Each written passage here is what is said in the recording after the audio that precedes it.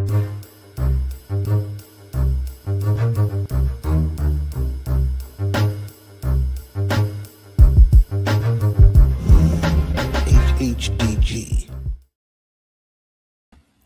Peace, HHDG. We are on another episode of HHDG Media, the podcast.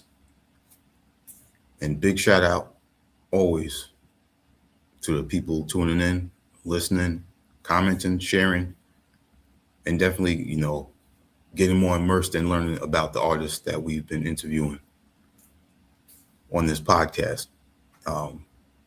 Definitely goes noticed every single time. And if I ever meet someone in person, it is definitely appreciated to hear the positive comments given to us. As you can see on our bottom banner, you can go to our website, hhdgmedia.com. There we have our previous written interviews, as well as music, merchandise, and our upcoming events.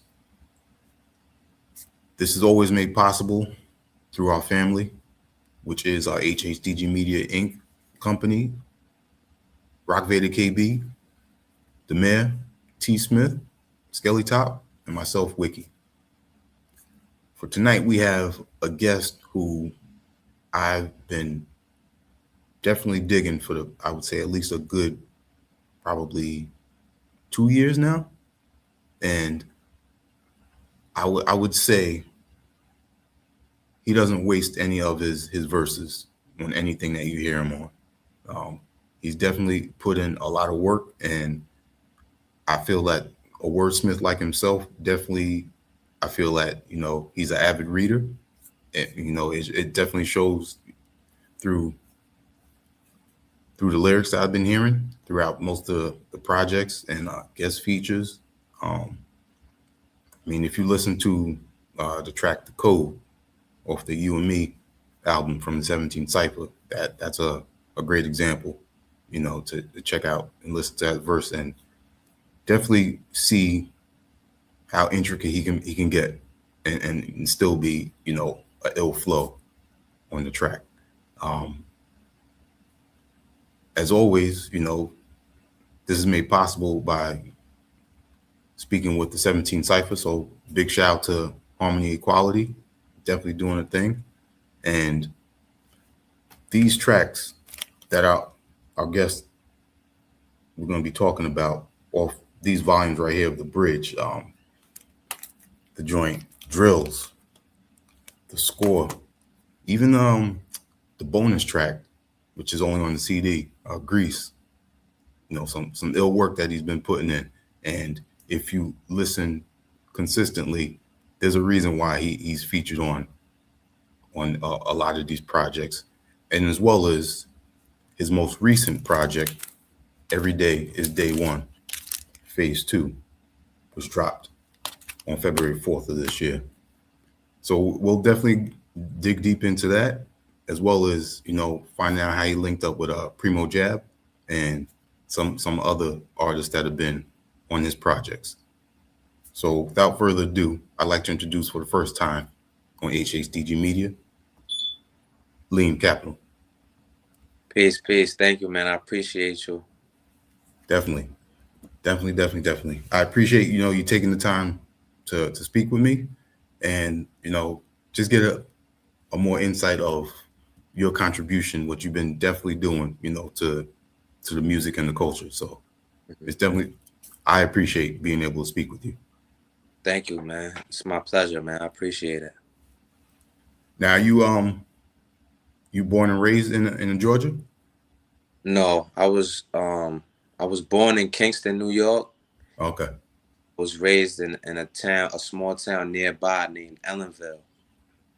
I moved to Georgia a couple times. Initially 2006, and then I moved back to my hometown in 2008, and I back to Atlanta in 2009 and been here ever since.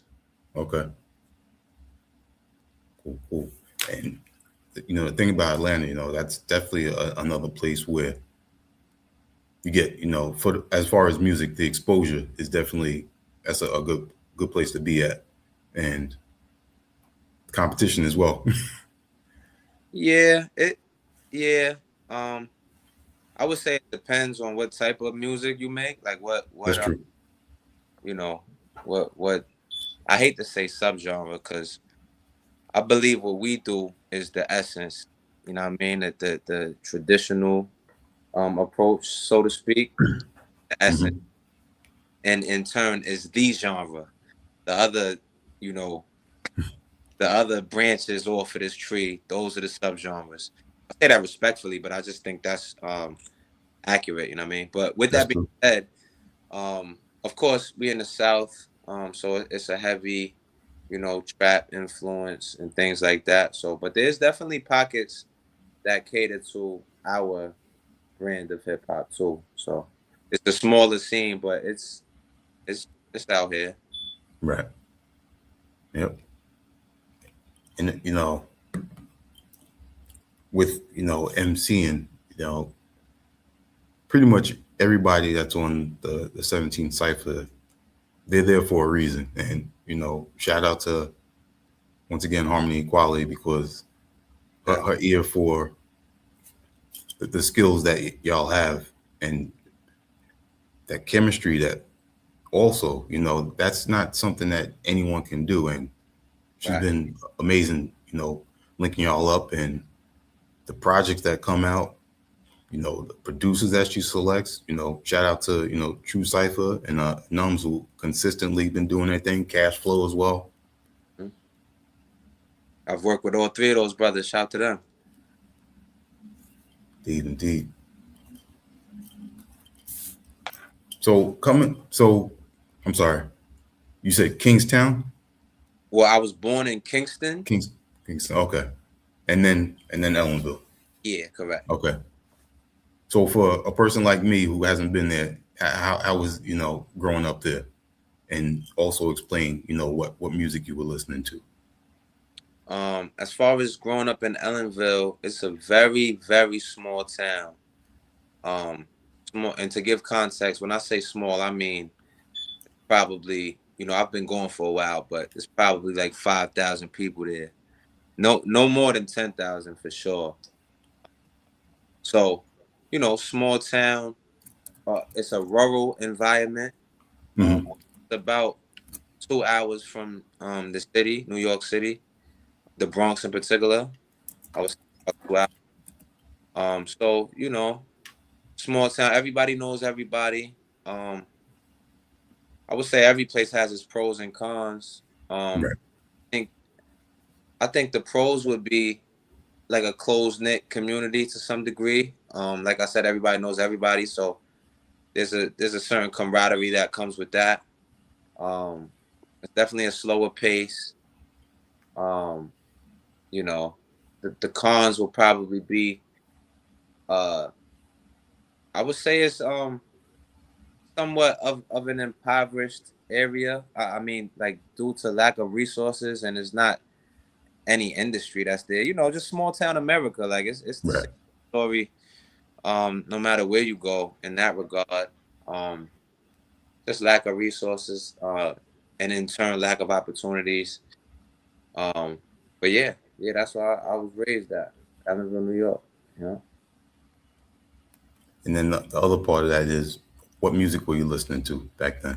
Yeah. Well, initially, my introduction to music was definitely my mom. Um, Hmm. she's into R&B, so my introduction to music was more along the lines of like Mary J. Blige, Erica Badu, um, Jodeci.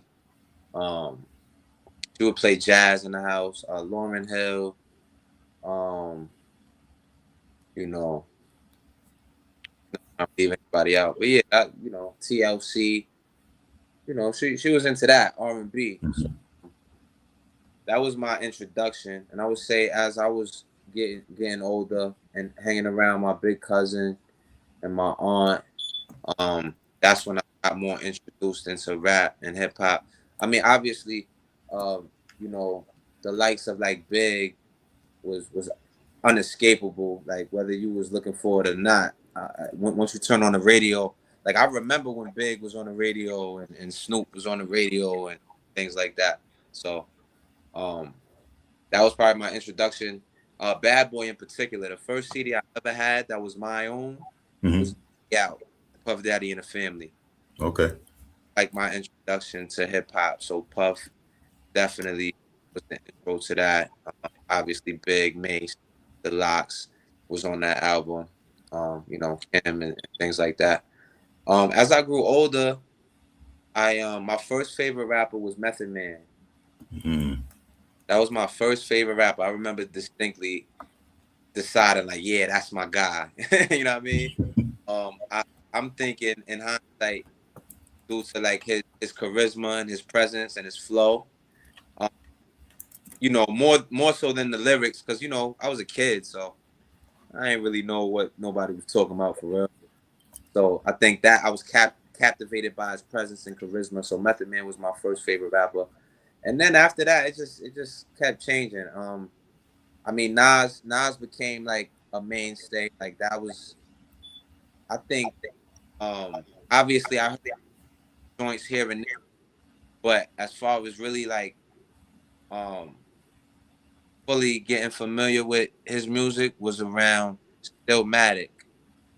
Is when I always tell this story. We had a family function at my house.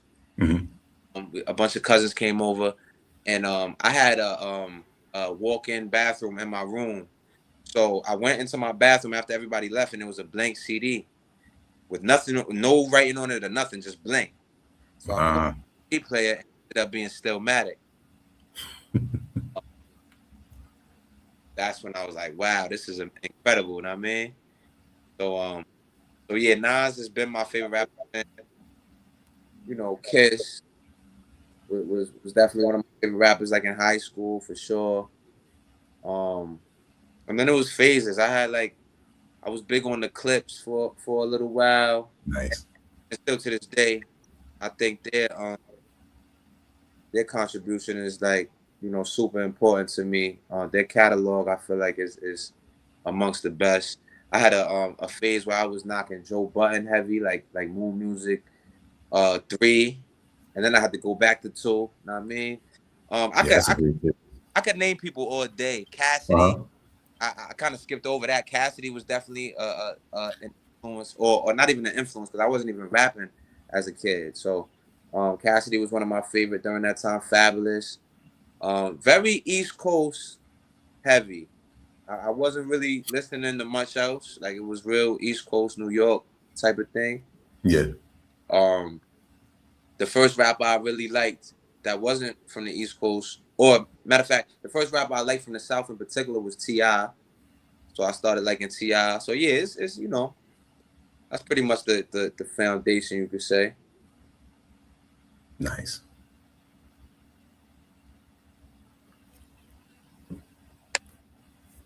Being that you said, Ellenville is a small town. You know, I remember, growing up, I had three of my grandparents lived in on Staten Island. So we pretty much close knit, and they were all walking distance. And also part of that is neighbors. A lot of neighbors were like family. So Right. when it comes to the phrase, it takes a village. When you mentioned small town, I was thinking, a lot of the people, the neighbors, and everything were, pretty much like family. And I'm glad you said that, because that's a detail that I forgot to mention. I definitely grew up around family. Hmm. Our family was there. A lot of cousins. I'm a I grew up as a single child, but Okay. I had, my cousins was like my brothers and sisters, you know what I'm saying? So I have a big family. My grandmother had about 13 brothers and sisters. So, you know, Wow. so I grew up with family for sure. So that was a positive for sure, that from, living up there. Yeah, I could definitely relate to that because my my father's youngest brother felt like my older brother because it's just me and my sister. So I never had any brothers growing up. Right, right, yeah. Yeah, same here. I got a bunch of cousins, man. Too many to name.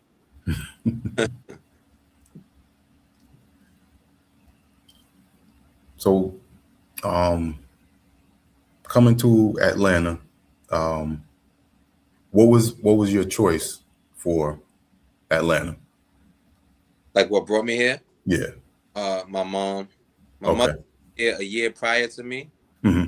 and she felt like I wasn't doing what I was supposed to do after she left. I was kind of losing focus a little bit. So she said that I had to come down here with her. So that's really what happened. I came down, Okay. yeah. And Mm. pretty much outside of moving back for a year, that's been what it was. I've been here ever since. Gotcha. You mentioned Big, you know, early on, and also Method Man. But the commonality with the two of them is the charisma, and you mentioned that. Yeah, So, and if you listen to your music, you get that vibe, and also the two of them always had the ability, no matter what type of production it was on, they always made it work. They were very versatile with it, yeah. and listening to your music, that definitely shows a lot. Thank you. On the trying to remember what track it was. Mm, it was an early track because I was gonna talk about Primo Jab. I think it was bagpipes, if I remember correctly. Yeah, yeah, yeah. That's a while ago. Yeah, yeah. I remember that. So when listening to that song and then coming back to Every Day is Day One, Phase Two, even the what was your other project? I'm trying to remember the name of it. Uh, It was one with the bottle, Triple Crown. The Triple one with the bottle on it. Yeah, yeah. So, listening to those recent projects and then going back and listening to bagpipes recently, you hear not only what I was talking about with, being versatile, but also how much further you continue to challenge yourself lyrically and with the structure of your songs as well. yeah, yeah, for sure. Yeah. I think Bagpipes was what around like 2013 or something. I'm It kind of might have been, I'm not sure. yeah, yeah, yeah. It was definitely a while ago. So yeah, many reps later, here we are now. You know how that go. That's all it. That's all it is with anything. Is just doing it over and over and over again. So Right. now it's to improve. So yeah, that's the story with that. I just continued and continued to write, continued to record, get more comfortable, find out what I don't like. Hmm. A bunch of whack songs later. Cause I got, know what I mean, I got a whole bunch of stuff that nobody's ever heard. That was, I just practice putting in them reps. So yeah. So with that being said, what was the point where you said, you know, I'm nice at this. I'm gonna I'm gonna take this seriously now, and start putting out music. What point in your life, made that decision? Well, I put out my first project in 2013. Hmm. Called the Float Pamphlet. Yep. So that was the beginning of that, and then but it was spotty though. I wasn't that consistent. Like I think my next project came out in 2016, and then after that 2019, and then I got a little bit more consistent where it's like 20, and then the end of 21, and this recent flow of projects. But to answer your question, it's kind of difficult for me to answer well, not really difficult, but I have a few answers. Hmm. The 2013 is my first project, but I would say even there was times where I thought I was serious, but in hindsight, I really wasn't serious. I didn't even understand what serious meant. I thought serious was just, you know, doing it when I felt like it and putting it out. And then, Okay. you know what I'm saying? Like, that's not serious. It was a hobby. Hobby. Yeah. I thought I was serious. Probably because I wasn't around anybody that was serious. I didn't know what serious even looked like. So Okay. you carving your own idea what serious is without any place to strive towards or reference to. You know what I'm saying? So I would say I really got serious in 2024. And and the difference between that serious and the serious before was a plan that I was committed to. And Mm. and, and that plan was, yo, I'm gonna put my phone on the car door or the window or the passenger side, and Hmm. I'm gonna display a verse, whether it's from a song or a freestyle or whatever. And I'm gonna do that every week, and I'm gonna stay committed to that. Now, I didn't. Sometimes I missed a week here and there, but ever since 2024, I pretty much dropped some visual content every week. You know what I mean? And actually, July will make it 2 years since I started that. So that's when I would say that I was serious. And it's a process. So there's different moments of seriousness as far as like maybe I started recording more, but I wasn't putting out as much. So that was like a level of seriousness. Like I committed to recording more, but I didn't commit to releasing more. You know what I'm saying? But I think where all of it was coming together, I would say is 2024. Okay. Yeah. 2024. Right. Right. Right. And that And right before I got acquainted with Harmony too. So that's I was good. I was gonna say that. Yeah. yeah, yeah. So it's 'Cause- the in a sense. It kind of just was like God, like, okay, you ready now. Like now you ready to align with who you're supposed to align with and really push. You're helping yourself. Now you can receive help. Now that you've shown that you're willing to help yourself. Yep. Yeah. And what a way. What a way to come in with the music in that year, because with your work, the 17 Cypher debut. I mean, you on joints with Hus Kingpin, Yeah. Sky Zoo, Yeah. Rim, Yeah. JR, man. Yeah. That was love, man. Harmony. Shout out to Harmony, man. I can't give enough praise to Harmony. She looked out crazy with that. And we was talking about it the other day. More than anything, what I'm so thankful for her for is just keeping me busy. Like because I didn't have an influx of beats prior to that. Like when I say influx of beats, like producers who are now first and foremost, shout out to my boy Six Sire. My man Sire been sending me beats for over 10 years. So I definitely had that source. But we both living life, and he might not always be sending beats and I might not always be rhyming, you know what I'm saying? So I didn't have like a super overflow of beats, you know what I mean? So I Yep. was I was reverting to YouTube and things like that. But once I linked with Harmony, that's when I had, more beats to play with, and just kept me busy, and it was helping me. I was working on a project anyway. I was working Hmm. on Day One, the first installment during that time. Actually, the first card, installment that I did was a joint off of Every Day is Day One. So I was working on that anyway, but it was just divine, man. I can't explain it any other way. It just as you move forward, everybody else that's moving forward, y'all gonna y'all gonna align. That's just how it goes. So that's basically what happened. Dope, dope. And being that you brought up Sixaya, who did his thing on the Flow pamphlet with the other producer. How do you pronounce his name? Because I wasn't sure how to pronounce it. Black Seventh. Okay, Black Seventh. All right. Basically Saya and Black Seventh. Black Seventh is a duo. My man Chris and Blackberry Okay. out here at a beat battle. Um, because prior to me, like really rhyming for real, my objective was to be A&R of sorts. I Ah, okay. So I was trying to find beats and I was sending them places, trying to get placements and things like that.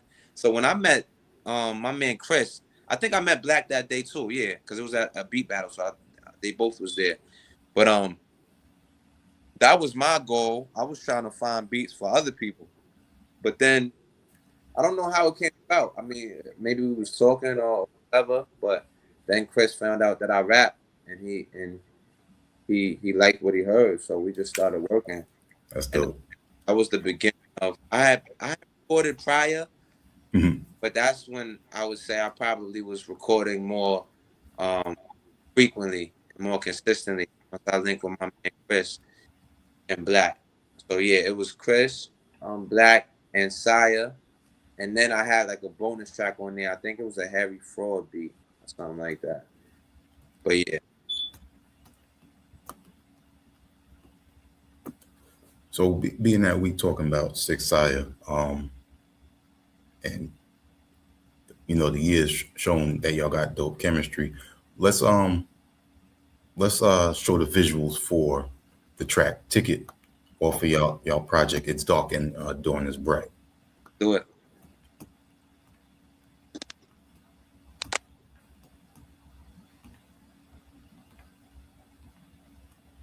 Give me a second, get that up. All right, there it is.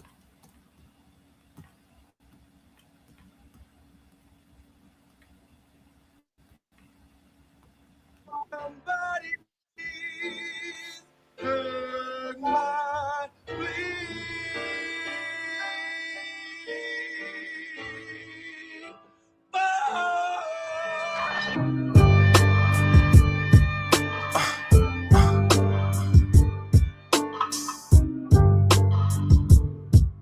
Yeah. I ain't had a day off ever since they told me I've been laid off. Never got a severance or a payoff. I ran to get the weight off. Open hands for grace for place I ate off. So far as I'm concerned, that was a great loss. Better yet, the best one. Handing out the testers for a test run. Banging on my chest whenever checks come. Invest some. Someone like the L, I never met one. Except the members of my set and not the X ones. Been known that I'm the next one. Front and sew some buttons, I'ma press some. That's like a conjunction, I connect some. Organize the hedge fund. I'll pull the Nesca with the breadcrumbs. Once the money come and the respect come. But that ain't how we judging. How you function chooses who you get respect from. I got the utmost. If you broke but trying to get some. Who do the most talking, getting less done? We do the most walking, getting steps done. Striving till the target is a ticket. What I've started, I'ma finish. Got some tension that I've harbored for a minute. Charging them the interest. Going harder makes the difference. Keep spinning that regardless of the distance. The target is a ticket. What I've started, I'ma finish. Got some tension that I've harbored for a minute. Charging them the interest. Going harder makes the difference. Yeah, spinning that regardless of the distance. Yeah, I needed that, I won't lie. Millie like I'm Malcolm in the bow tie. Opened up my eyes when my bro died. This shit could change in no time. Closely by my side is where I hold mine. Show me where I lied and let the stones fly. Windy when I drove by. Monitor the behavior because most lie. Gotta get the paper, that's my whole vibe. Plotting on some acres with no neighbors. Send my praises to the most high. Switching up the flavors of the multi. Elated when I count up. Pumping up the volume, turn the sound up. Never coming down, it's from the ground up. I don't be around much. Rather beat the street and fuck the town up. If my head was ever down to pick the crown up. The target is a ticket. What I've started, I'ma finish. Got some tension that I've harbored for a minute. Charging them the interest. Going harder makes the difference. Keep spinning that regardless of the distance. The target is a ticket. What I've started, I'ma finish. Got some tension that I've harbored for a minute. Charging them the interest. Going harder makes the difference. Keep spinning that regardless of the distance. The target is a target.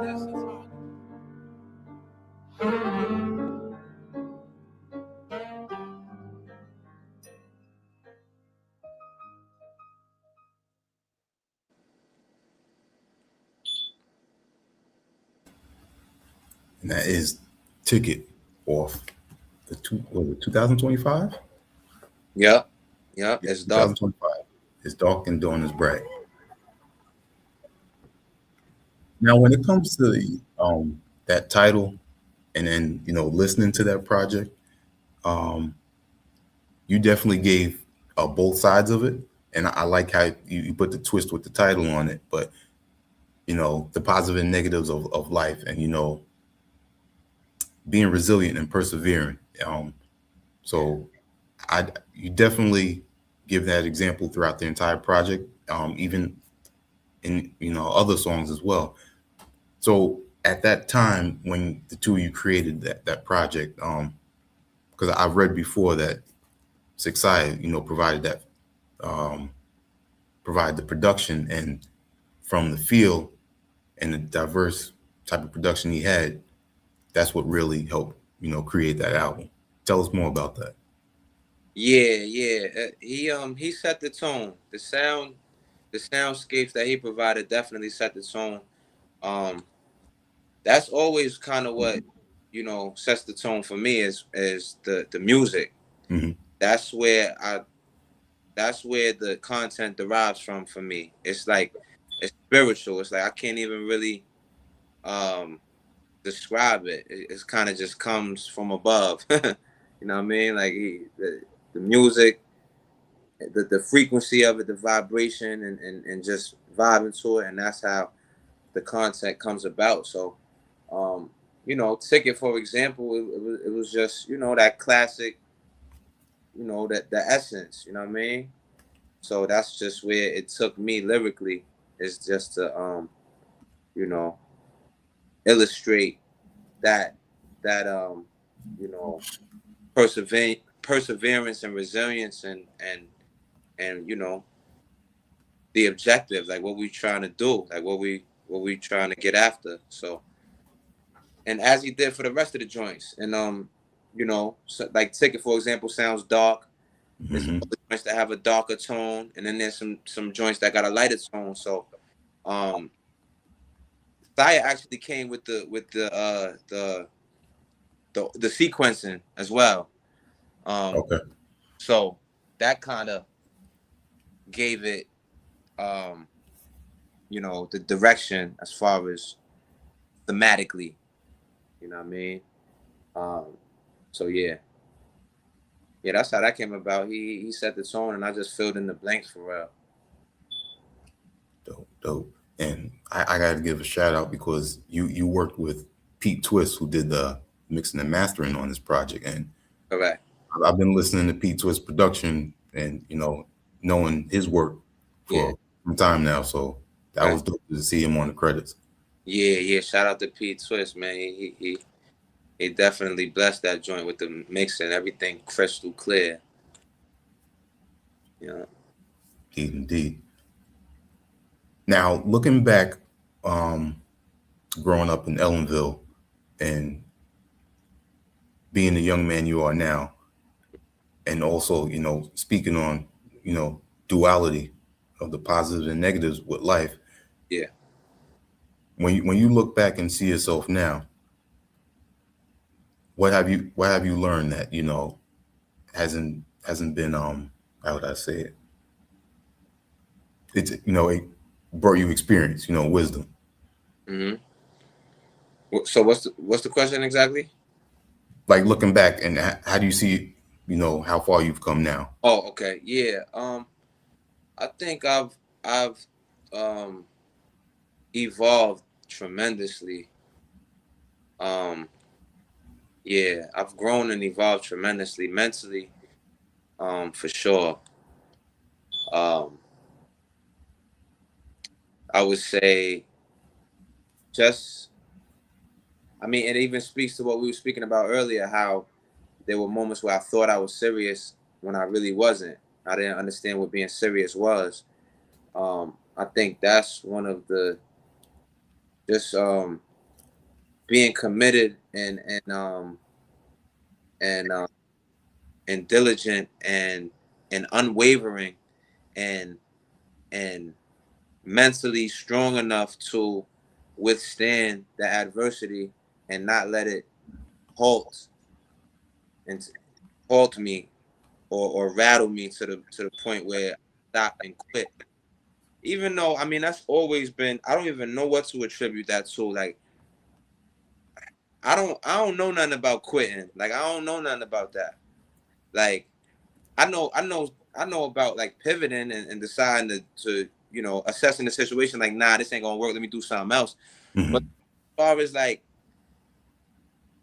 it like baffles me when people like don't even try. Like you know, Very true. and it seems to be unfortunately the large majority. Like they just pack it up and give up. Whatever. Before they start. Yeah, you know what I mean? I don't know nothing about that. Thankfully so. And I say it like that, not like arrogantly. I say it thankfully. Like, cause my fault, I got a call. Okay. Um, Okay. yeah, I don't even know what to attribute it to, other than like my upbringing and you know, those closest to me and those that raised me. I could credit them with that, instilling that within me. But I think it's even deeper than that. Like I don't know how to give up. You know what I'm saying? But that there's been times where I wasn't like my work ethic was lacking, and I was relying more on my talent and natural ability, which you know, which is a gift and a curse being talented. If you don't know how to harness that talent and actually nurture it Mhm. and be consistent enough to actually, you know, yield some real results and you know, approach your true potential, when you're used to kind of getting by easily, whether that's in school or what, no matter what it is you're pursuing. I definitely fell into that. Like even with rapping, like I've always had like somewhat of a way with words, and this is what people have shared with me and told me. I've always had a knack for that, and I would credit that to my mom. My mom's a super like brilliant and articulate, and she just spoke to me like an adult since Okay. a kid. Like we didn't. It was no baby talk. It's no goo goo gaga. None of that. It was always Mhm. like. It's funny. Like I actually didn't. I didn't even say my first words until I was 3 years old. Oh wow. Silent for 3 years. Mm. But when I finally spoke, I spoke like, I'm not gonna say like an adult, but I spoke articulately. I was forming sentences. It wasn't like fragmented. Wow. I think it's, and I mentioned that because I think and I hate the term late bloomer, because it's like when you say stuff like that, you're automatically comparing, like late compared to who? When you're running your own race, you know what I mean? Ain't no late nothing or early nothing. It's your race. But I mean, in with that context, that's that happened later. Me talking happened later than average. People, like kids, usually talk before 3 years old, but they Right. and like, you know, babbling and using fragmented sentences and incomplete thoughts. Whereas when I was ready to speak, I was speaking, you know, properly. So you know, I think that's just my pace. Like even with you know, with rapping, it came fairly natural to me. Like I was the kid who knew all of the new songs, or the underground songs and the new artists. And if I didn't know the song, I write a lyric down and pause it, and then write some more down just so I could know the whole rhyme. So I was doing that even before I was creating my own work. So so yeah, with all that being said, I would say that's one of the biggest areas I grew in, is like not relying on my talent, or understanding that you can't just rely on your talent, and you actually have to commit to something and Put in be the work. unwavering. Yeah. And Yeah. you know what I'm saying? So now all my eggs is in one basket. Like I don't, this has to work, or else. You know what I mean? Dot. Like this is just, I made a decision. Whereas I was like half stepping before, and you know, whether that was from both arrogance and insecurity, is interesting. The both of those colliding. Like the arrogant side, feeling like I felt like I was nice. I was like, yo, I'm nice. So once I put this out, everybody's gonna understand that, and we off to the races. But that's not how it works. You know what I'm saying? But also on the other end, there was an insecure side, like, you know, seeking external validation and needing somebody else to affirm that I'm talented or whatever. You know what I'm saying? So just putting yourself out there And once you put yourself out there, you're open to other people's critique and what they think and things like that. So True. I learned to that was a huge way that I grew is to disregard that, and it came in phases. It wasn't all at once. Like when I put my first joint out, the pamphlet. I mean, I think to some degree, to my detriment, it connected immediately within my like internet circle, like on Twitter. I put it out on Twitter. Everybody was raving. It had like 1,000 downloads in a short time. So, to my detriment, it's like, oh yeah, this is, I mean, I got it. Like this is what it is, and that gave me the full sense of like, oh, that's how it goes. That's how it's gonna go down, without putting any real work in. So, yeah, I would say I grew in that way, tremendously. And you giving us, the background on that drive, really puts more meaning into your album titles and also your motto of every day is day one. Right. Yeah, for sure.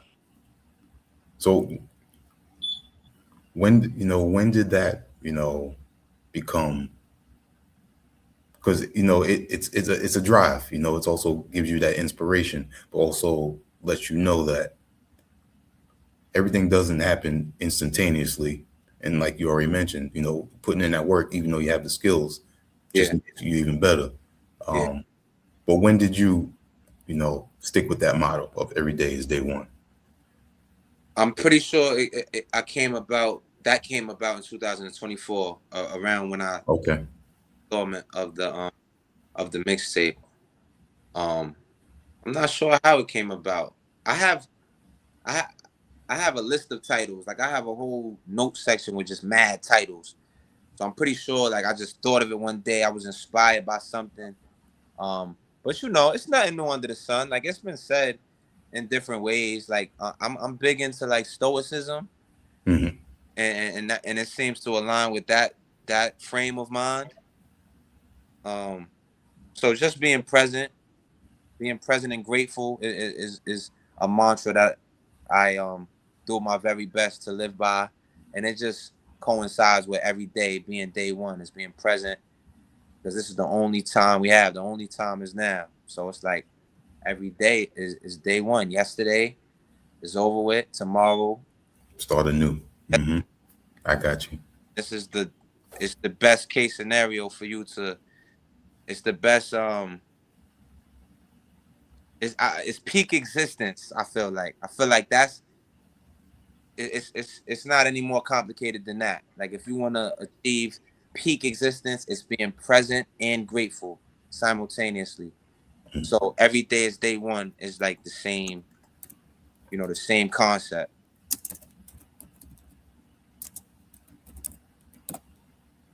I gotta give a shout out to William that's been tuning in since we started.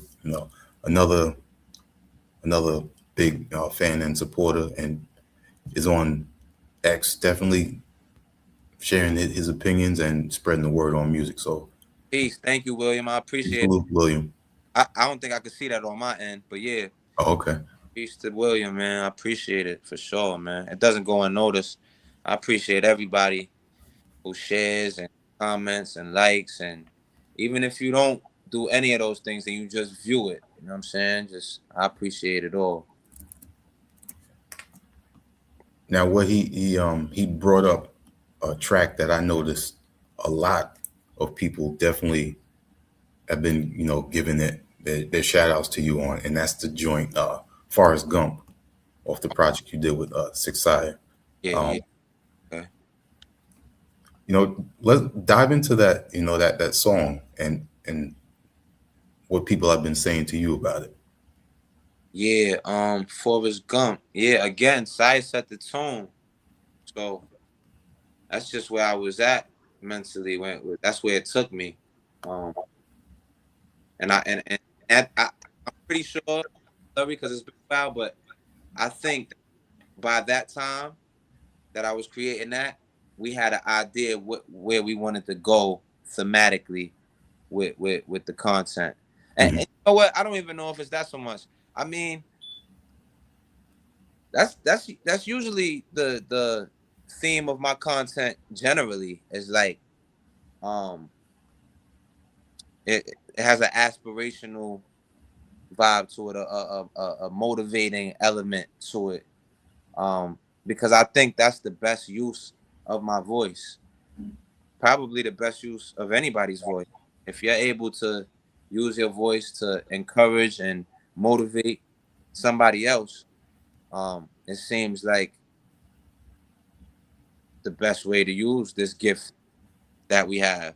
And so a lot of the time that's gonna be my theme, because I'm real intentional about the messaging in my music, because I understand the power that words, well, first thoughts, but we communicate our thoughts through our words. So me understanding that, I'm very conscious and intentional about making sure that that's how I'm deciding to use my voice. So Forrest Gump is just another example of that. It's just just persevering and sharing some insight on my psyche, Mm-hmm.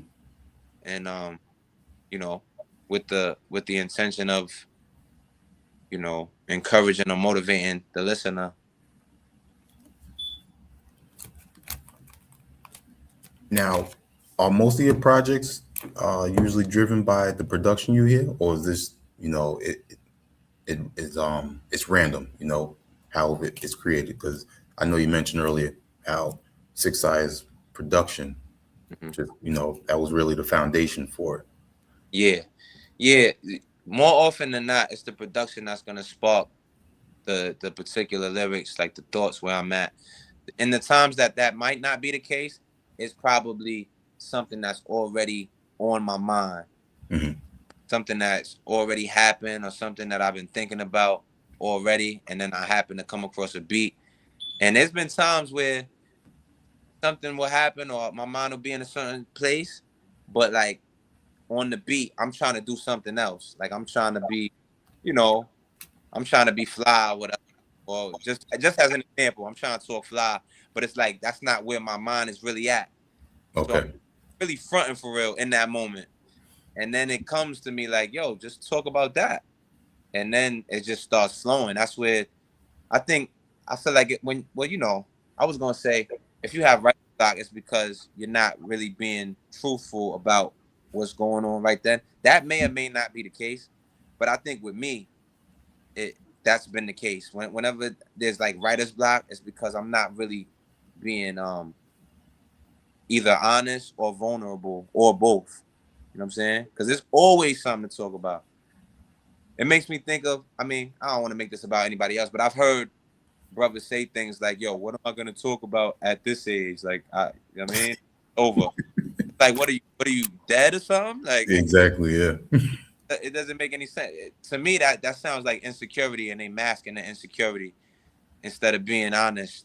You know what I mean? Because there's always something to talk about as long as you breathing. Yeah. So, so yeah, 9 times out of 10, that's what's inspiring. It's the beat, it's the rhythm, it's the frequency. Because I truly believe that it's a spiritual thing. Like this is vibration and frequency is a real thing. Like it's energy. Yeah. So I'm feeding off the energy of the music. So more often than not, that's the case. It's amazing, man, because it's like a sound, a rhythm, a sample could like spark a thought, like a specific thought, where it's like I don't even know why I thought of that, but yeah, that's how it goes with Yeah. me. You're speaking on frequencies. If people are not familiar, definitely go check out 432 hertz. And get a better understanding with the vibrations, with the frequencies as well. Yeah. I'm not super well versed in that, but I've delved into that a little bit. Mm-hmm. Yeah, that's interesting. That made me want to try to. Well, I don't know if I should let the cat out the bag, but yeah. I'm slightly familiar with that, and yeah, I plan to build on that. All right, that's dope, man.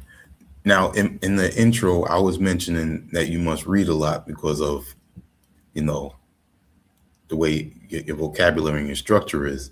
And as we've gone on through the interview, I learned more that, you know, what you were mentioning with how your mother spoke with you Yeah, growing up, yeah, you know, even before you could speak. So yeah. now I got a better insight. But as far as her also speaking that way, um, were there any particular books that she would also, you know, provide to you? Yo, man, I was talking about this yesterday with Ma. Actually, I know y'all did an interview. Hmm. I was speaking about how, like, yo, a lot of people, you know, they think like I'm an avid reader, and I hate to disappoint y'all. Oh I'm, man. I'm not really. I'm not. Well, I mean, I read. I've read books for sure, uh, Mhm. but I find that I watch more than I read. And when Okay. I watch, I mean like interviews. Like I watch a lot of interviews. That's kind of my thing. Like I gather a lot of information, You can definitely learn a lot. Yeah. which is like, I mean, it's not exactly the same thing, but it's information being shared. It's just different methods of it being shared. Yep. Um, but you know, a book that definitely helped shift my perspective, and I was super inspired by was the autobiography of Malcolm X, Mhm. for sure. That's a big one. Three Magic Words by Ul Anderson. Okay. Yep. Um, Mastery by Robert E. Greene. Mastery was heavy. Mastery told me what I was supposed to be doing, even when I wasn't didn't think I was ready to do it. Um, that's one that I recommend to anybody and everybody. Um, what else? You know, Asada Shakur autobiography. What's some other heavy joint? The first book that I actually ever read cover to cover was DMX's autobiography. Okay. Um, so yeah, I read, but not like that. Like not as much as I would like to. I have a horrible habit of starting books and never finishing them. Like I started Alan Watts, um, what's it called? His most revered book, Alan Watts. The title isn't coming to me. Um, he delves into like Asian, like Asian culture and you know detachment, and can't believe I can't remember the book. But yeah, I started that, but I haven't finished it, so I do that a lot. But yeah, I watch a lot of interviews and just you know just pay attention but I would attribute my vocabulary and ability to articulate to my mother primarily, and just my mother and my grandmother, just how they spoke with me, and they're both brilliant. You know what I mean? So I got it honest, man. I can't take too much credit. So Much. they say your cognitive, or I've read that your cognitive ability is like 60 to 70% hereditary. You know what I mean? Mhm. So that rings true with everybody. It's like you largely just was handed that. So, you know, it's up to you to actually nurture it and actually put the work in to make it count. So yeah. It is. Cool. Cool. That's amazing, man. That's definitely cool. And I always enjoy hearing, you know, uh, positive influences like that because it's going to reach more than just, you know, us talking right now, you know, at any given moment. And I'm sure, you know, in your life as well, because inspiration comes through one's words and actions indirectly quite often. And Yeah. when someone approaches you to, you know, thank you for whatever it may be that inspired them, you know, you never know who it's going to come from. Yeah. Yeah, man. For sure, man. That makes me think of a time when a brother, and this was like years ago, a brother hit me on the message on a DM or whatever platform it was. He was like, your music makes me not kill myself. See? Yo, that was like, that's as heavy as it gets, man. Like that was a pivotal moment. And that's when I wasn't really that consistent. Mm. You know what I mean? So I was like, wow, this is real. This isn't a game. You know what I mean? And this is the potential that this has to be. I mean, I don't think there's anything more influential than music. You know what I'm saying? Like, um, yeah, I think its influence is apparent. You know what I'm saying? Like this has the potential to actually like to really shift our culture. And when I say our culture, I'm talking to Black people, like in a very you know a great way. You know what I'm saying? So it's like once I started understanding that, it's, it's like okay, now I understand why what we supposed to be doing with the gift or what I plan to do with the gift to my ability, to the best of my ability. You know what I mean? So that was just a moment that definitely stuck with me. Like, wow, this is real. Like, this could really impact people positively, and you know, it impacts people negatively too. It's like, how are you gonna wield your sword? You know what I mean? Good guy or the bad guy? That's true. Yep. Mm-hmm. Um, the track, Lace Taste. Um, I've been plant based. Come August will be a decade now, Okay. and Oh, part of my journey is even with eating plant based, you still gotta too much of a good thing is not a good thing. yeah, So throughout the years, I've learned to limit some of the prepackaged, vegan foods that are out there, yeah. and Process stuff. try to stick to more of making my own. Yeah. Right. Yeah. Um, but what helped me with that journey, and it wasn't like I'm gonna go vegan. It was a slow process because I went from being uh, not eating pork to not eating beef, then later on stop eating the poultry and the seafood. Mm-hmm. And throughout that time, when I stopped eating certain things, I was also one of those people that always, read the ingredients. So, you start looking up certain things. You're like, why is there a scientific name behind this food and everything? You start to question things more Yeah. and more. More so as, my parents always said, eat a balanced meal, but they didn't dive deep into it in that certain way, except for my father, because my father is he's big on documentaries and certain type of books that go beyond what you see in front of your eyes type of stuff. So I learned a lot from both of them, and I think that also helped me to continue to seek knowledge to understand um, about being eating plant based.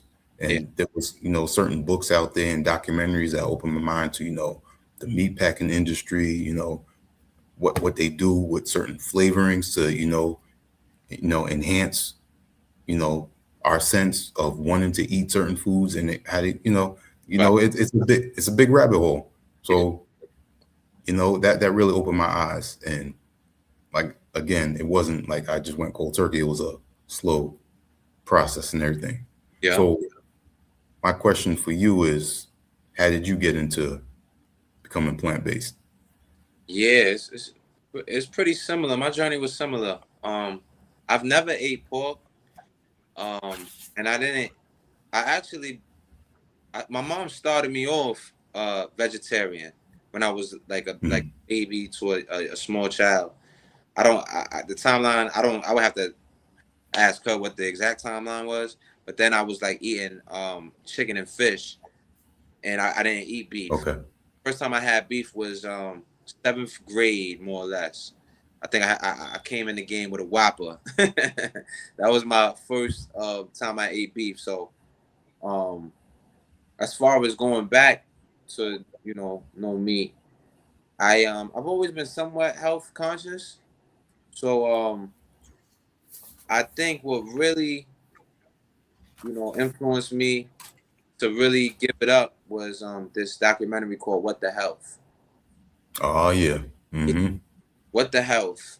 And it was just sharing different facts about meat and it's how it's linked to cancer and the carcinogens and this, that, and the third. And you know, but even more so than that, I there's a moment in that documentary where homie who made the documentary, uh he points out how the American Cancer Society is sponsored by Tyson Chicken, Yep. I think like a yogurt company or whoever. It was like a list of companies where their products contribute to or can contribute to cancer. So that's when it kind of the light bulb kind of went off for me. It's like, oh wow, they playing around, like they like in bed with the companies that's causing cancer. So it's all a money grab.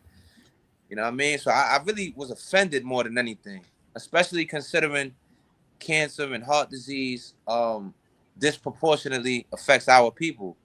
You know what I mean? So Yep. I started. Like I said, I got offended at that. It's like, oh, y'all think we not on point, so where we just gonna succumb to what y'all the programming that y'all are putting in place.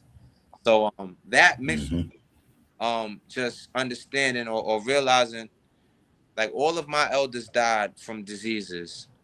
I've been like growing up, I would always go to I've been to mad funerals of the elders. And when you're a kid, you don't really.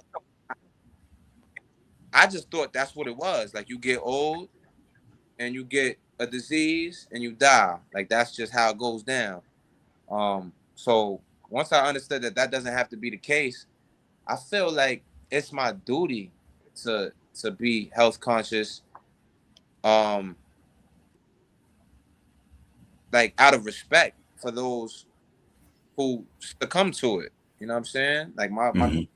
passed from cancer in like 2021. We all of us know somebody who died of cancer. So it's like if there's Thanks. and listen, I'm not saying that everybody has to do that to be healthy. That would be disingenuous. Like there's people that eat meat and are healthy than people that don't. You know what I mean? It's Mm-hmm. different variables that go into it. It's just not just eating. It's your lifestyle, habits, and choices. But it's like convincing data that suggests that a plant-based lifestyle, uh, you know, decreases the probability of certain diseases. So it's like it's not even rocket science to me. It's like, all right, I'm gonna go this route. You know what I'm saying? Um, Yeah. but yeah, I just made a conscious decision, and it was a decision that I'm passionate about, like that I believe in. Um, and like you said, like it wasn't cold turkey. Like it definitely was a process. I stopped. I got rid of beef, and that was fairly easy because I never was like eating that too crazy. And then chicken, I would relapse. You know what I'm saying? I would stop for a minute, I Mm-hmm. would relapse. Then pescatarian, probably relapsed in there too. And I was pescatarian for a couple years. And then 2019, I went to. I just decided it was like around my birthday. I went to DC for my birthday, and I went to this spot called Ooze Nas, which is like a soul food spot in DC. And I had some like salmon or something like that.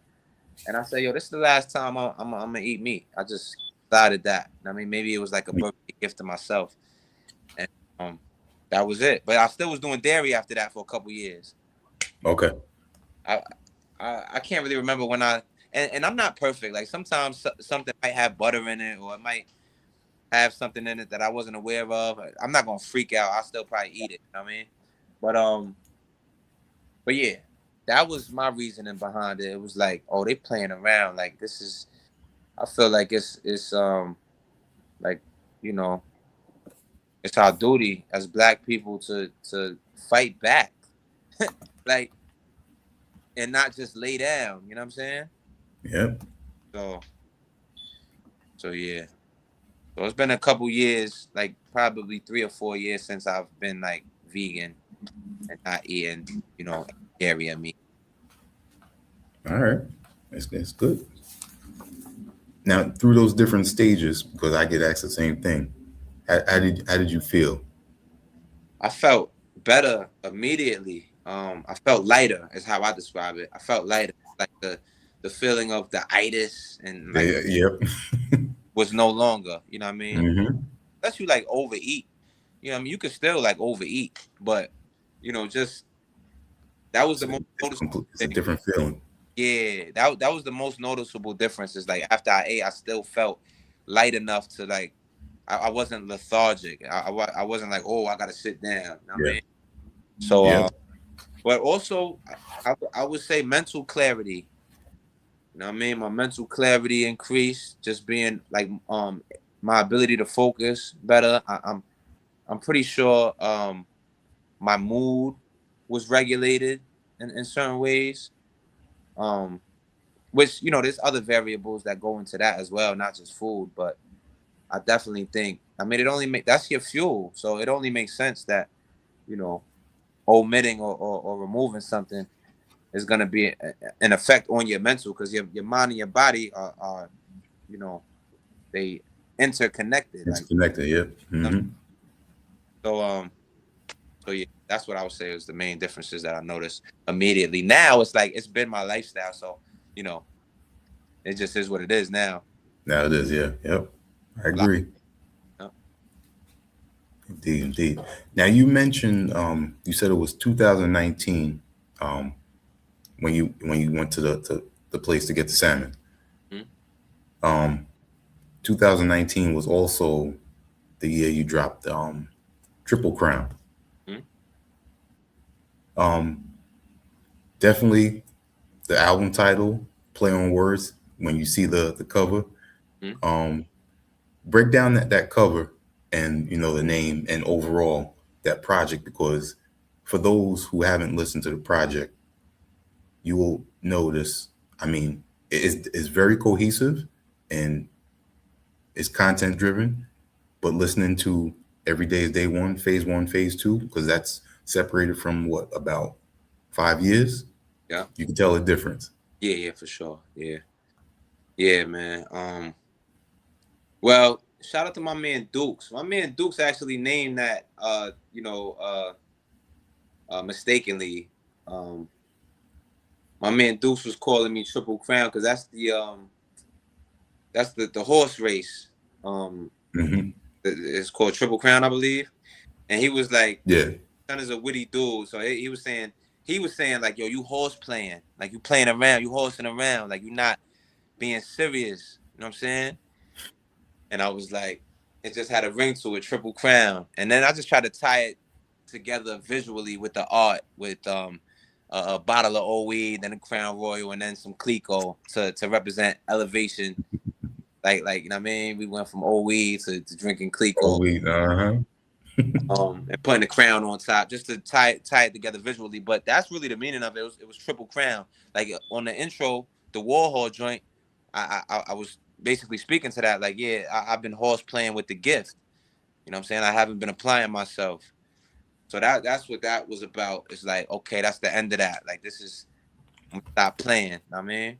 And I would say that kind of rang true, because after 2019, although there was probably like a year in between my next effort, but I became more consistent around then with my online social media presence and stuff like that, and just recording more frequently. So but yeah, that's what that was about. You know, my man Saya's on there.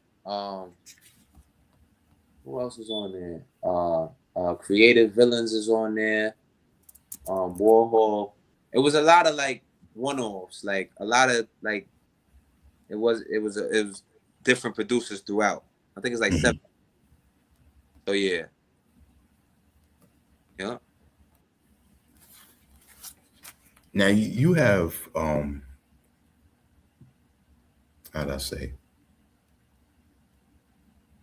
You got quite the people that you connected with down in Atlanta, and I'm interested in because y'all are all ill lyricists, Mondo Slade and Primo Jab. Yeah. So tell the people how you first started working with them, because I know with Primo Jab it's been quite some time. That was the Book of Jab. Yeah. I think you were on both. Were you on both projects? I think Probably. you were on both if I remember correctly. Yeah. I Yeah. gotta check again. But yeah, I definitely remember Bagpipes on the first one. Yeah. That's shout out to my boy Rome. That's actually the hoodie I got on my man Rome's clothing line called The Realist. My man Rome introduced me to God Bless Beats years ago, around like 2013. Okay. I mean, so he introduced me because he obviously I rhyme and Bless do beats. So he was like, yo, y'all should link or whatever. So Bless started sending me joints and we started working. You know what I mean? I got a whole project with Bless too on my SoundCloud called Prophet of Profit. And that I released in 2016. And Primo Jab and Bless, that they family. They grew up together from Chicago. I mean, Okay. so that's how that came about. I met Primo Jab through Bless, and Primo Jab is really well, at least initially, it was them as a duo, like how you have Gangstar is Primo and Guru.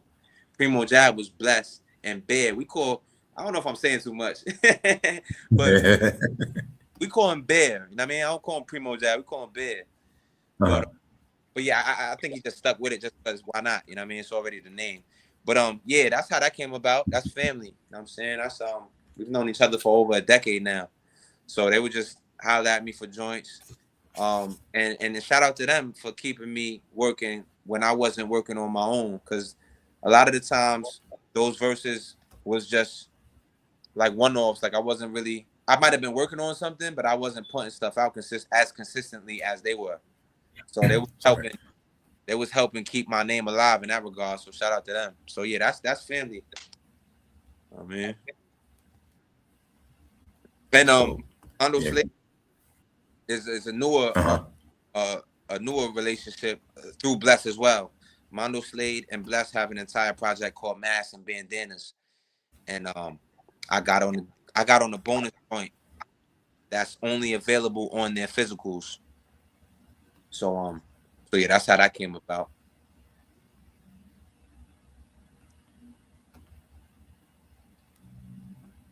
Sorry, did I break up? Okay. I think my Wi-Fi was messing up. You still hear me? Yeah, I hear you. Ain't nothing mess up on my. Okay. Yeah. Okay. All right. Cool. Yeah, I got to meet Mondo Slade a few years back when he was up here in New York. Mm-hmm. Definitely, he's a cool. He's really cool, and he's driven. A lot of people don't know about his clothing company and everything like that, but he's actively creative, and I like that because it also shows in his music too. For sure. My favorite thing about his cadence. Like I feel like his cadence is his own. You know what I mean? Like how he rocked the pockets that he finds on beats, like his own, and it's his. That's the best way to describe it. It's his own, and I think that's one of the highest achievements that you can have as an artist. Because I mean, nothing's new under the sun, but for you to be able to, find a combination of influences and form its own thing that's distinct to you. I think that's a hell of an accomplishment. I think he's been able to do that. Yep. True indeed. Like I was mentioning in the intro, I mean, you've been blessing a lot of features, and primarily through the fam, the 17 Cypher, which, like I said before, the chemistry that y'all have, and the catalyst that Harmony and Quality is and continues to, it's amazing. And For sure. every time she's worthy of that credit, I'll give her a shout out, on X, because she definitely, she deserves that. Yeah, man. That's an understatement, man. Like the volume, both the volume quality that she's been able to curate. I mean, the truth is I've never seen anything like it before. You know what I mean? Like like in 2025, she dropped like 10 albums. You know what I mean? And they was heat, like Yeah, team, like quality, not just some bullshit that was put together. not at all. Yeah, to be able to gather that many different moving parts and make it into a project over and over again is definitely a testament to her ability to build. And you know what I'm saying? So yeah, shout out to her 1,000 times over. Indeed. Yeah. Oh, definitely got to give a shout out to Reek with the Wicks tuning in. My brother, Peace. good man. Salute, man. And Reek just dropped a bomb on y'all called Cold Grits You Can't Eat, curated by the 17th Cypher. Yes, indeed. God bless my brother Doe is on there. My man just passed a few months ago. Crazy project. It got Peace. Cash Flow is on there, True Cypher's on there. I mean, Mar is on there. Shit is L. Yep. Yeah, I definitely was, fortunate, and I appreciated interviewing him last week. Yeah. Well, I missed that. I got that's up. Yeah, it's up now. Okay. I'll send you the link. Okay, bet. Good looking. Yeah. Dope. And for those tuning in, I just put the link for Reek's new album, Cold Grits You Can't Eat. Definitely go check that out. And also check out the interview, because we spoke about that in detail as well. No doubt. That's what's up. That being that Reek just tuned in, and he told his story too. Tell us your story of the song Amazon Fulfillment with him and Doughboy Philly. Yeah, that's just one of the many joints that we have in the stash. There was a period around 2022, 2023 where we was making it a point to get up weekly at the gate. We was going to Mud Night shows, and we was just throwing on beats and just getting busy. You know what I mean? There's definitely more where that came from. That joint in particular, I chose for that album because it had a little different kind of sound than I typically rock over. It was like a trap kind of bop to it. And I thought the shit was just ill. So yeah, that's how that came about. But yeah, we got a healthy amount of joints, me, Reek, and Doe. You know what I'm saying? So yeah, stay tuned for that for sure. Yeah, man. He was he was trying not to say too much, but he was definitely, saying stay tuned. I was like, damn, because the three of you, your chemistry is amazing too. And y'all haven't known each other, for that long, for the way y'all sound together. It's amazing. Yeah, and a lot of that was like done on the spot, which I think it's important. A little bit. It makes it more organic and more cohesive. Because we actually in there. To be honest with you, I typically get the beats and be at home and I write like on my own time. But when we was getting together, we was in the lab, live and direct. And Doe was usually always first to be done.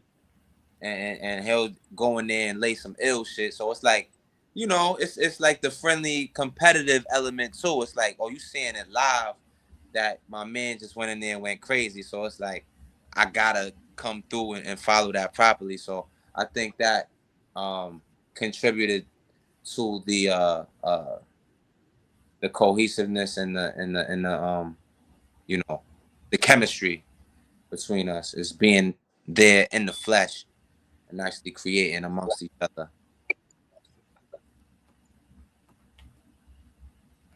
Indeed. Man. When it one thing I wanted to also ask about was your name, Mm-hmm.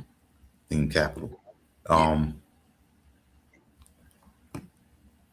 You're gonna break down to us, how you came up with that, and also how part of it is from your actual name. Yeah. Well, the first part, Liym, is it's a nickname that I've had for a long time. My name is Salim, which is like a variant of Salam, so it means peace. And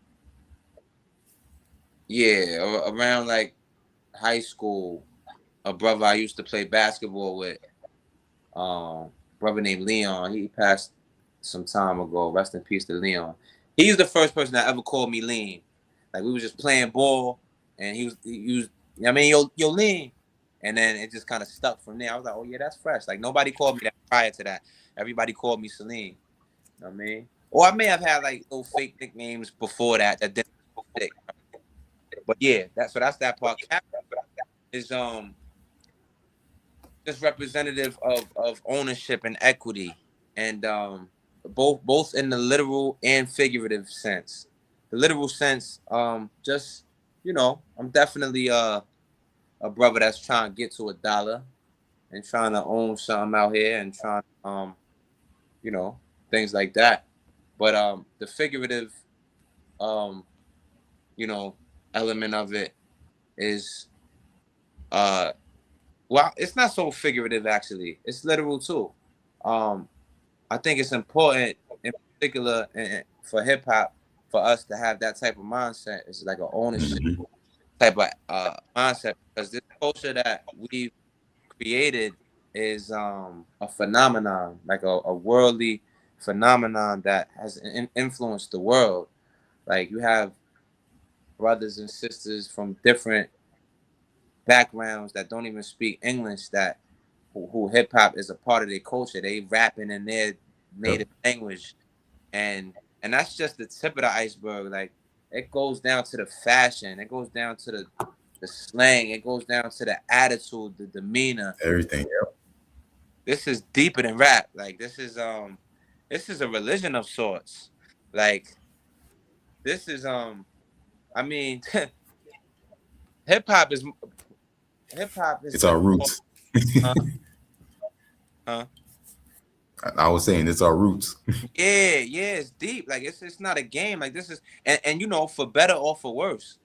I think there's beautiful elements of it. I think sometimes the influence isn't so beautiful, um, depending on messaging of whoever, or and how what's the word? How impressionable somebody is. You know what I'm saying? But the point is how influential it is.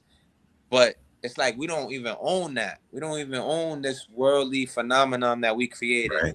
You know what I'm saying? So like that's paramount to me. Like is to take that back, like, and actually to do the right thing with it. It's like, yeah, like as influential as it is, it's very important for us to understand that we have to, own that. We have to own our, whether it's your publishing or and I guess the figurative element that I was speaking to is just owning yourself, like being you fully. You know what I'm saying? Like owning who you are, being Mhm. authentically you. And so yeah, that's what capital represents. It's ownership, equity, and us taking back what's ours and doing the right thing with it once we take it back. Because since it's not ours, the people who own the record companies, they have a certain agenda that they going with, and it's like Yep. we don't Strictly have business. any control over it, but we do have control over our mind and our words. So it's like it's time to act like it, and time to act like we got some sense, and time to act like we the gods, because it's time to act like we was the first people on this planet. Know what I mean?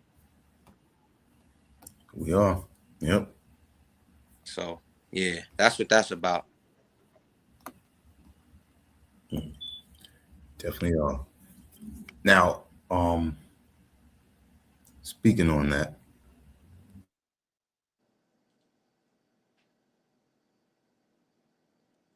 You froze. on there is one that I was You froze for, definitely froze up. yeah, you froze for like 10 seconds. Now, Okay. now you I, back. I was saying, okay. I was saying, speaking on that, King's Blood off of God Bless Beats and Jalen Frazier's album, Yeah, Ethics of War. yeah, Your verse on there, you know, first of all, you and Jalen definitely complement each other with the verses on there. But and it's obvious that y'all linked up because of, you know, God Black. Bless Beats and everything. Yeah. Tell us about the creation of, you know, that song as far as, you know, laying down your verse. Did you hear Jalen's verse or, you know, production first? Like, you know, how did everything come to be? Yeah, I heard it. I got the song with Jalen's verse on there, and Hmm. that's asked me to get on that joint. And of course, the beat was fire. Sun verse was fire. So I'm like, yeah, count me in. And they caught me at the right time because that's when I was on my relentless, like, yo, I'm writing every day. You know what I mean? Like literally, like writing a 16 a day during that time. And for the most part, to this day, like that's like part of my regimen is to write daily. So so yeah, like I said, they caught me at the perfect time. I think I might have been going to Hmm. the lab in like a couple days. So I just got busy on that and you know, laid that down and did a little car video to it. And yeah, that's how that came about. Shout out to Jalen, man. We're gonna have some more shit coming soon. Nice. Look forward to that. 'Cause, I mean, and I definitely appreciate seeing his success too in recent years. I've been listening to him. Yeah, He's definitely getting to know him the yeah, right way with his talents. no doubt. Man. So I'm not going to keep you much longer. We definitely, you know, hit on a lot of topics. And again, every day is day one. Phase two is out this year, dropped in on February 4th. Um, I'm not sure if physicals are still around. Harmony will probably let us know, you know, if there's any more. I got some. But They for sale. okay. So, you know, contact Liym and, you know, definitely get the CD. Was, you know, the way y'all been pushing the CDs is really good as well, because the consistency of dropping projects that are always dope, and for people like myself that, you know, there's nothing wrong with supporting digital, you know, direct, but I've always been a person that wanna still have a physical version. Yeah, yeah, man, for sure. Yeah, that's coming back. I mean, it's back. It's definitely back to that. So we're definitely gonna have more of that. So, now on the first on phase one, Mhm. on the cover you had the like the notches as Yeah. if you're counting down the days, and then on the second one you put the actual calendar. Mm-hmm. But explain to me some of the references, the pictures that you have on phase two. On phase two, that was by the homie Arts by Codes. Um, I really let him take it where he wanted to. I gave him like the overview of what I was looking for, and really that was the calendar with one on each day Okay. present. You know the concept, and you know I said like get creative, like just put some flash it on there and what comes. I wanted to have like a scrapbook feel, kind of similar to the first one, where it's like a crumpled up piece of paper, and I wanted it to have like some doodles, um, and to represent it not being like every day isn't gonna be perfect. You know what I mean? It's going Hmm. some scribbles that you had to cross out and you had to erase, and you know what I'm saying. So I just wanted it to represent that more than anything, and I just let Arts by Codes do its thing with that. Got you. Yeah. You know, and again, you know, overall, dope project. You know, the concept is still there. It's consistent, cohesiveness, the sequencing throughout each song, and still my standout track is Questions. Yeah, I like Questions too. Questions is dope. That came about. I went to college radio station out here. Excuse me for forgetting their name. Shout out to my man DJ Ren. And there was another brother that was DJing that day that I went up there the first time. And before I got on and got interviewed, he played that Questions joint by Jack Harlow. And I was like, yo, this is hard. Like, this beat is crazy. And it's not something that I typically rhyme over before. You know what I'm saying? So I was just intrigued by that. So whenever I come across a joint where I like the beat, I'll write it down. Yeah. So that's how that came about. I just rocked over it. Came out dope, man. That's one of my favorites too. Gotcha. Will there be phase 3? Yeah, probably. Yeah. This is a series that I don't plan on stopping anytime soon. You know, we grew up to the mixtape era, and when I say mixtape, I mean in the traditional sense, like rocking over other people's beats. I think that's the element of the game that I enjoy. Just to bring something new to the beat and kind of make it your own. So yeah, you could definitely expect that. I got a whole folder of joints like freestyles over other people's beats that hasn't been heard. So yeah, that's gonna Nice. that's consistently happening in between. In between original releases, I'm gonna you know, put them joints out for sure. Definitely. Yeah, Rick was saying keep it going. Yeah, you're on the way back. Yeah. That's ill. No matter what feature or project you put out, it's always been thought provoking, and I think that's something to value, because with that type of consistency, you know, people like myself that are listening are, you know, gonna expect when they listen to it that, you know, I'm gonna sit with this track. You know, it's not gonna just be a one-off, and you always maintain that consistency with the substance that you put forth in these songs and the structure of your projects. Always goes noticed. Thank you, man. I appreciate it, man. I definitely, like I said before, am intentional about what I'm saying, and you know, doing my best to actually, you know, say something of substance and say something that, you know, matters to some degree, or at least matters to me, something that's genuine, something that, you know, that other people like me would appreciate. Indeed. Now, before we go, I just have probably my last question. When it comes to writing, is it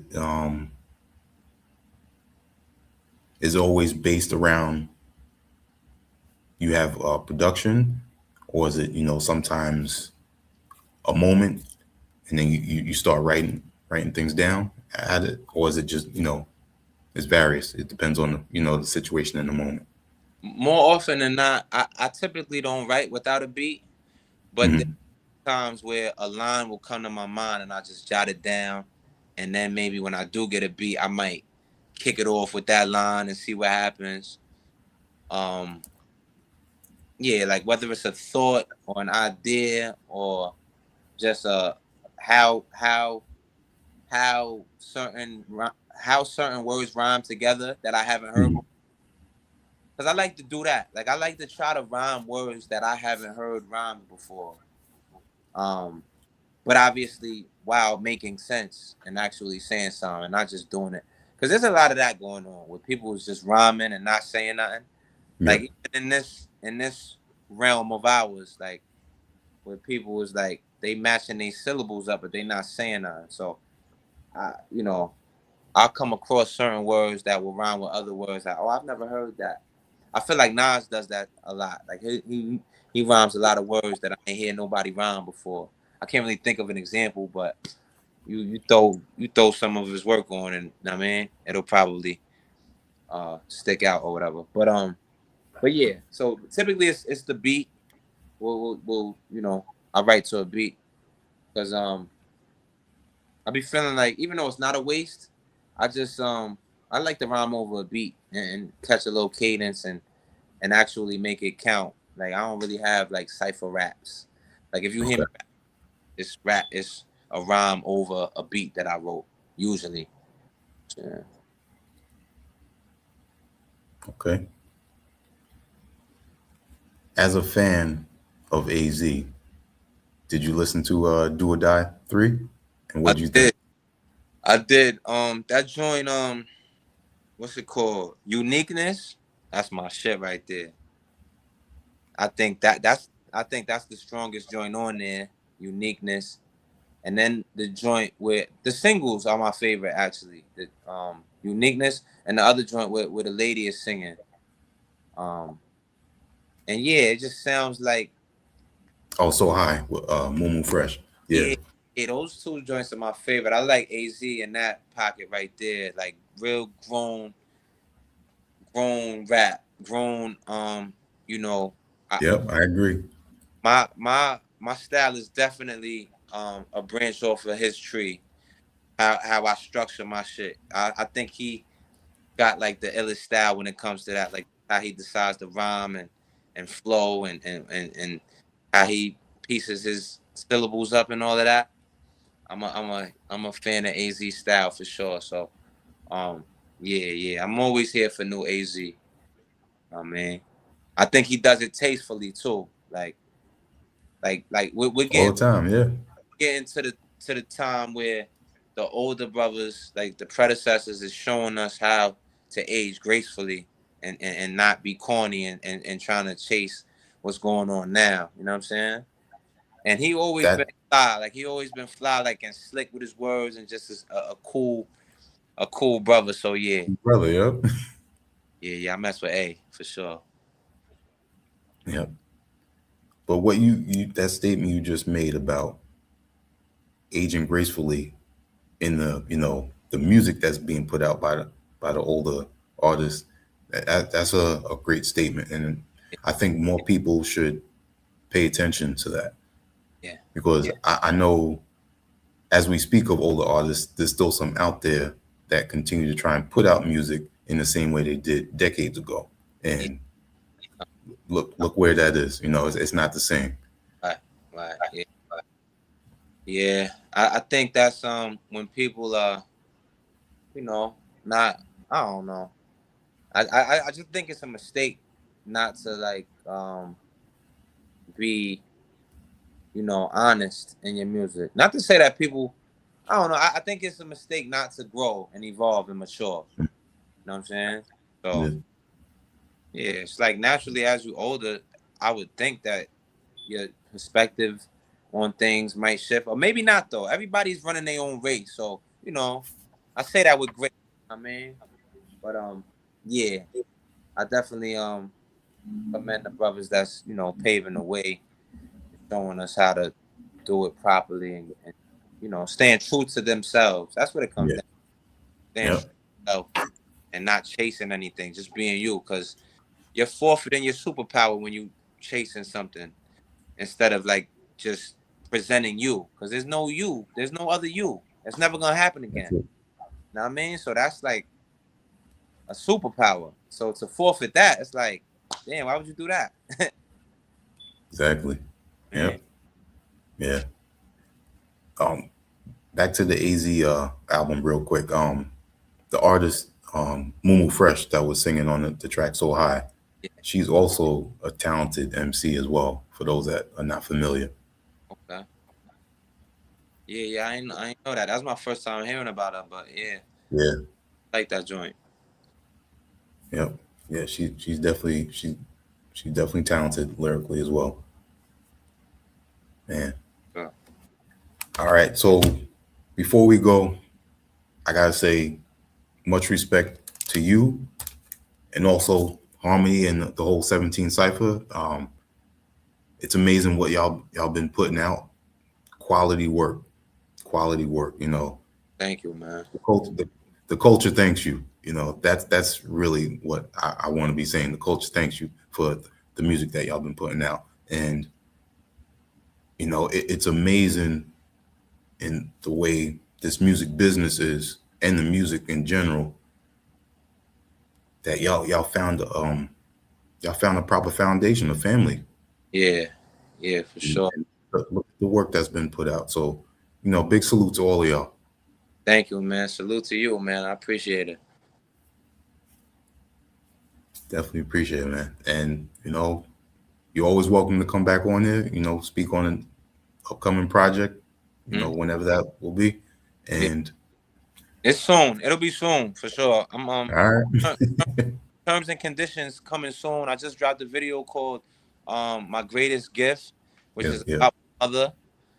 Um, that's coming soon. That's actually done. We just want to roll it out properly. You know what I mean? hmm, Have visuals and kind of a little bit more structure than I've had in the past. So that's the only hold up is just trying to make sure it's right. But it's definitely, I would say within the next month or so. I mean, that'll be out and we'll be pushing that. So yeah, I have, man, I have a bunch of projects. I probably got like 4 or 5 projects done. It's just about rolling it out properly. You know what I mean? So yeah, terms and yeah. conditions coming very, very, very soon. Terms and conditions. All right, indeed, indeed. So the floor is yours. You give you shout outs and I'll let everyone know where they can reach out to you. Well, first and foremost, shout out to you, man. Thank you for having me. I appreciate it. Shout out to Harmony. Appreciate it. Thank you. Shout out to Reek. Shout out to Ma. Rest in peace, my boy Dope Boy. Indeed. Shout out Bless. Shout out Six Sire. Primo Jab. Bob Rock. Um, yeah, the list could get long. You know what I mean? But shout out to everybody who's been a part of my musical journey and who's been supporting. And you know, stay tuned for more. You can find me on Instagram at Liym.capital. That's Liy.capital. I'm on Twitter as well, Liym Capital. Um, site is coming soon. That's actually where I'll be releasing terms and conditions on the website. Um, direct to consumer. Every day is day one merch coming very soon. I just got some sales, Okay. so we just working on rolling that out as well. So every day is day one. That's gonna be, you know, a huge part of what I got going on as far as merch. So yeah, man, that pretty much sums it up. There it is. Lace taste, more lace taste content coming soon. Shout out my boy BZ Lotta, who's All right. the man behind the camera of my recent works. Well, first of all, he's an ill ass rapper, but he's also an ill ass videographer. We actually just shot a video yesterday, for some joints that, you know, me and well, I ain't gonna let it out the bag, but yeah, we working, man. This is what I do. I'm fully committed. Know what I mean, so if I'm not writing, I'm recording. If I'm not reciting, I'm performing. Yeah. So yeah, everything. There it is. Before we go, that hoodie you're wearing, is that the company you was talking about earlier? This is my brother Rome and Scissors company called The Realist. They based Really? out of Boston, Massachusetts. It's Mhm. The Realist, Dareales.